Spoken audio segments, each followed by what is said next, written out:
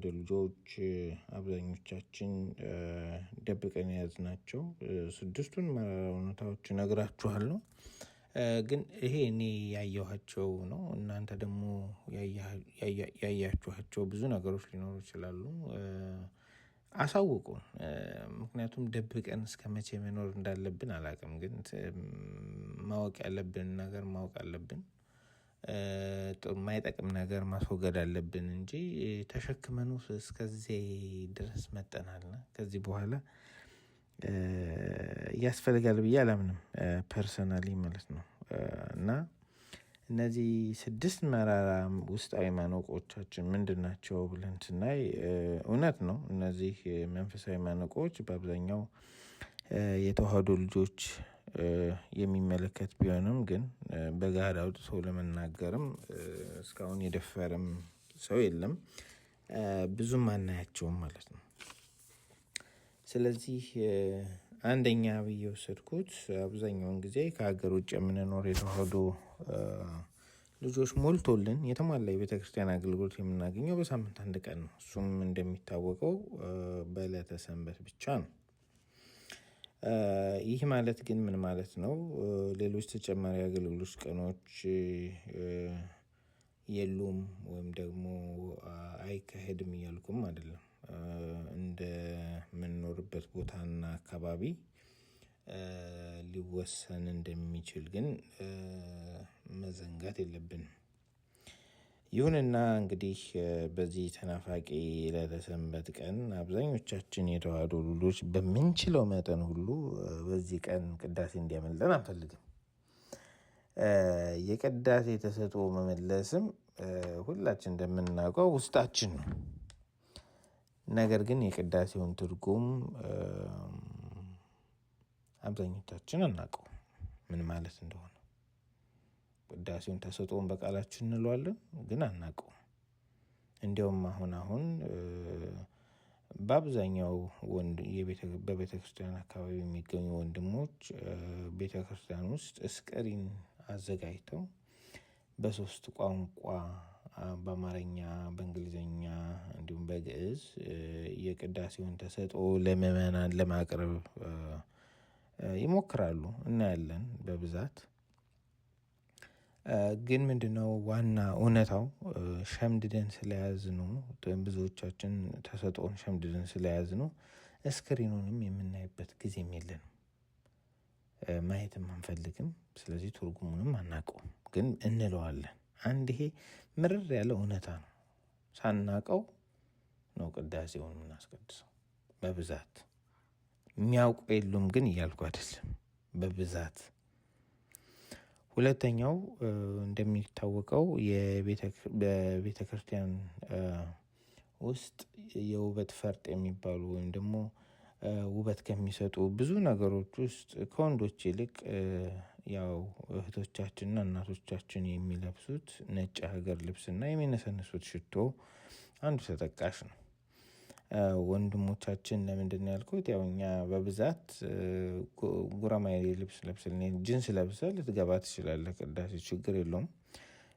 ሴቶች ግን የቤተክርስቲያን ያለባበስ ስርዓት አለው።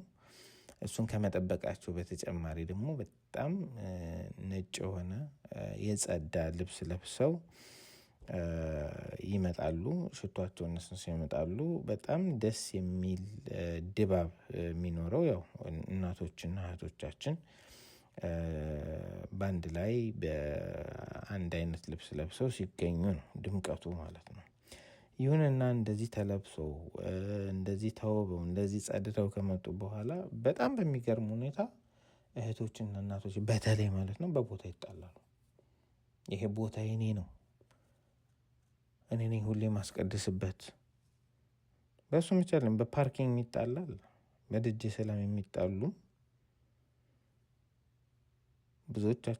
ብዙዎች ናቸው። ግን አንድ ነገር የምናስበው ለተወሰነ ጊዜ ነው የምንሄደው፣ በሳምንት አንዴ ነው። በቦታ መጣላት፣ በደጀ ሰላም መጣላት ሜክ ሴንስ አያደርግም ቶታሊ ማለት ነው። እንዲሁም አንዳንዴ ምን ሊገጥማችሁ ይችላል? አንዷ እህታችን ሄዳ ቦታ ስትይዝ ያንዳቸው ጓደኛ እንዲሁም መምጣቷን ሁሉ ሳያረጋግጡ ቦታው ተይዟል ሊሏችሁ ይችላል፣ እንደ ባስ ማለት ነው። ይሄ በጣም ዊርድ የሆነ ነገር ነው። ግን ያው ምርር ያለች እውነታችን ነው። ቦታው ተይዟል። በፓርኪንግ ትጣላለህ፣ እንዲሁም በደጀ ሰላምን ትጣላ ትችላለህ። ስለዚህ ይሄ አጀብ የሚያስብል ሁለተኛው መራራ እውነታችን ነው፣ በእኛ ቤተክርስቲያን ውስጥ ያለ ማለት ነው። ሶስተኛው ከቅዳሴ በኋላ አባቶችና ወንድሞች በሚያስተምሩት ትምህርት፣ ምናልባት ያ ትምህርት ወራዊን በዓል አስመልክቶ ሊሆን ይችላል፣ ወይም ደግሞ ዕለቱን አስመልክቶ ከመጽሐፍ ጋር አጣቅሰው ትምህርት ያስተምሩናል። ያ የሚያስተምሯን ትምህርት አንደኛ አጭር ነው በጣም፣ እኛም ጊዜ የለንም፣ እነሱም ጊዜ የላቸውም። ይሁንና ግን ያቺ ያስተማሩን ትምህርት እንደ መነሻ ወይም ደግሞ ሪፈር እንድናረግ ነው እንጂ የሚጠቅመን ብዙዎቻችን የሃይማኖት እውቀት የምናገኝበት ይመስለናል። ያ በቂ አይደለም። በቂ የሃይማኖት እውቀት እሱ ሊሆነን አይችልም። በዚህም የተነሳ እንዲሁም እንደ ማሳያ ማንበብ ራሱ ኃጢአት የሚመስለን ብዙዎቻችን ነን። ይሄን ለማየት እና በየቤታችን አሁን ብዙ ሰው የሃይማኖት መጽሐፎች አሉት፣ ግን ስንቶቻችን አንበበናቸው እናውቃለን? እሱንም ሆድ ይፍጀው። ስለዚህ ይሄኛው ራሱ ምርር ያለ እውነታችን ነው። መቀበል አለብን፣ ማንበብ አለብን። ጋይስ ከኛ ብዙ ከኛ ሃይማኖት በተቃራኒ የሆኑ ወንድሞች እህቶች፣ በሃይማኖት የማይመስሉን ወንድሞች እህቶች፣ አገር ብዙ ሪሰርች የሚሰሩ ሰዎች ይሄን ሪሶርስ የሚፈልጉትን ሪሶርስ የሚያገኙት ከኢትዮጵያ ኦርቶዶክስ ተዋሕዶ ቤተክርስቲያን ነው። የኢትዮጵያ ኦርቶዶክስ ተዋሕዶ ቤተክርስቲያን ደግሞ ያላትን ሪሶርስ ግን እየተጠቀምን አይደለም። ስለዚህ በ10 ደቂቃ 20 ደቂቃ በምትማረው ትምህርት ምንም አይነት ኖሌጅ ሊኖረን አይችልም። ማንበብን ያለብን። ስለዚህ ይሄኛው ደግሞ ምርር ያለው እውነታችን ነው ማለት ነው። ማነቋችንም ነው ማለት ነው። ሌላው በሃይማኖት የማይመስሉ ወይም ደግሞ በሌላ እምነት የሚገኙ እህቶችና ወንድሞች በተለያየ አጋጣሚ ጥያቄ ሊጠይቁን ይችላሉ። ግን ጥያቄ በሚጠይቁ ጊዜ እውነቱን ልንገራችሁ፣ አንደኛ ምቾት አይሰጠንም ሲጠይቁን፣ አሊያም ነገር ሊለን ይችላል። ያ ማለት በትህትና ለጠየቁን ጥያቄ መልስ ከመስጠት ወይም ደግሞ አላውቀውም ከማለት ይልቅ እኛን ነገር የሚለን። ያ ማለት ይሄ ደግሞ ትልቁ የእውቀታችን ማነስ ነው የሚያሳየው። ምክንያቱም ካላነበብን ካልታጠቅን የምንናገረው ነገር የለም። ስለዚህ ተቆጥተን ተሳድበን ልንሄድ እንችላለን። ይሄ እውነታችን ነው ጋይስ፣ ያዙት። እየመረረን ምንውጠው እውነታ ነው። አምስተኛው የጠመጠመ ሁሉ ያስተማረ እዛ መድረኩ ላይ ቤተክርስቲያን መድረክ ላይ የምናያቸው መምህራን ሁሉ ፍጹም አድርገን የምናየው ነገር ይገርማል። ከሆነ ጊዜ በኋላ በሆነ ነገር ወርዶ ስናገኝ ደግሞ ጨፍጫፊዎች እኛ ነን። ስለዚህ እንደ አፕል ወይም ደግሞ እንደ ሌላ ይሄ ከበሩ እንደሚበላ ፍሩት ሳይሆን እንደ ባናና ነው ማየት ያለብን ከሚሉት ጎራ ነኝ። የሚጠቅመንን የእግዚአብሔር ነገርን እንወስዳለን። ፐርሰናል ነገራቸው ግን የራሳቸው ጉዳይ ነው። ስለዚህ ማንም ሰው ፍጹም የለም። ፍጹም አድርገን የመውሰድ ሁላችን ችግር አለብን። ስለዚህ ማንም ሰው ፍጹም አይደለም፣ እግዚአብሔር ብቻ ነው ፍጹም። ስድስተኛውና የመጨረሻው ደግሞ በተለያየ መልኩ አገልግሎት የሚሰጡ ወንድሞችና እህቶች አሉ። በተለይ ደግሞ በስርዓተ ቅዳሴ ወቅት ፓርኪንግ የሚሰሩ ወይም ደግሞ የሚያስተባብሩ ወይም በሌላ አገልግሎት እየሰጡ የሚገኙ ድንቅ የተዋሕዶ ልጆች አሉ።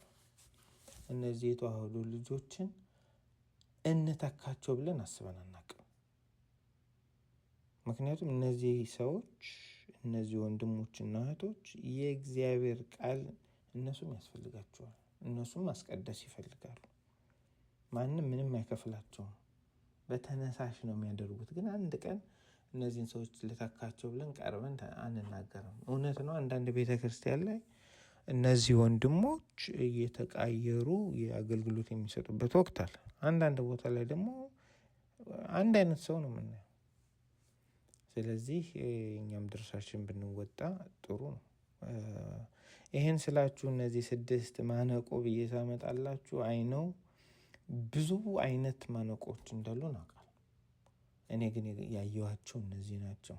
ስለዚህ እናንተም ማነቆ ናቸው የምትሏቸው ወይም ደግሞ እውነታ ናቸው የምትሏቸው እየመረረን ምንግታቸው ወይም ደግሞ ምንውጣቸው እውነታዎች ካሉ በኮሜንት አሳውቁን።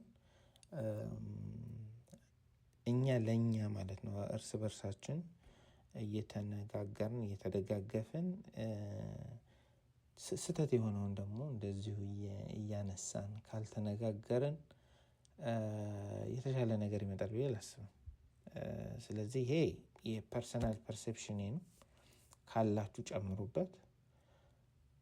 እኛ ማናውቀውን ነገሩን ወይም ደግሞ ይሄ እይታ ደግሞ የተሳሳተ ነው የምትሉ ደግሞ ጨምሩበት። ይሄ ነው ማስተላለፍ የምፈልገው መልእክት። አመሰግናለሁ። የተዋሕዶ ልጆች እንግዲህ ሀሳብ አስተያየታችሁን እንዲሁም መጨመር የምትፈልጉት ነገር ካለ በኮሜንት አሳውቁኝ። አመሰግናለሁ።